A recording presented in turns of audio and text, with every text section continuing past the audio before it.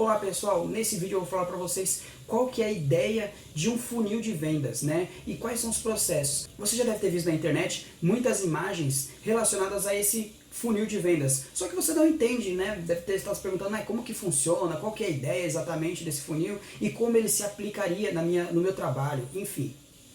Um funil de vendas, ele está ligado diretamente a todo um processo de vendas, né? Então, um processo de vendas, muitas vezes a gente só entende que é entrar em contato com o cliente, fazer a oferta e fechar a venda. Só que tudo isso está ligado a um processo em geral, que se você não entender você pode até perder vendas, ou então você entender como você fazer mais vendas, né?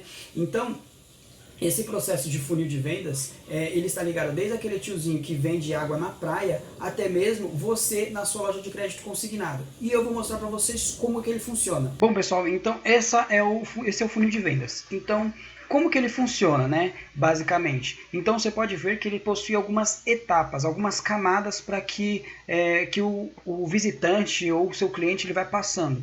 Então, quando você entra em contato com o cliente, suponhamos aí, por dia, né, você consiga falar com uma quantidade aí de 10 pessoas, 20 pessoas, um exemplo, tá?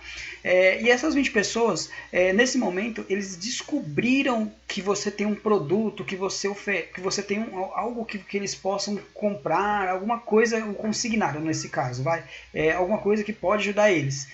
Só que algumas pessoas não vão te ouvir, nem vão parar para prestar atenção em você. E aí elas vão algumas delas vão reconhecer que elas têm um problema. Elas vão reconhecer que conforme você vai conversando, elas vão te ouvindo. Então algumas vão considerar a sua ligação e aí elas vão passar para uma outra etapa, que elas vão considerar que você tem uma solução para o problema dela. Então, em todo esse momento, algumas pessoas simplesmente vão desligar o telefone, não vão querer te ouvir, não vão querer falar com você, enfim. E aí poucas pessoas vão descendo. E aí chega o momento de avaliação. Essa avaliação é um momento de decisão de compra. E essa decisão de compra é o momento onde a pessoa ela descobriu você, reconheceu que ela tem um problema, considerou que existe uma solução para o problema dela, e nesse é o momento onde ela vai decidir se ela vai comprar com você ou se ela vai comprar com outro fulano que ofereceu para ela, ou se ela vai oferecer para ou se ela vai contratar com algum banco, né, da confiança dela, ou alguém da confiança dela, enfim. E aí esse é o momento de compra, de avaliação, de decidir se ela vai comprar ou não. E aí você faz uma venda. Tá? Então, você abordou 20 pessoas e fez uma venda. Só que essa venda, muitas vezes, ela não paga as suas contas, ou seja, ela não bate a sua meta. Então, você precisa entender qual é a quantidade, isso é questão de números, qual é a quantidade de pessoas que você precisa abordar para que no final você faça uma venda.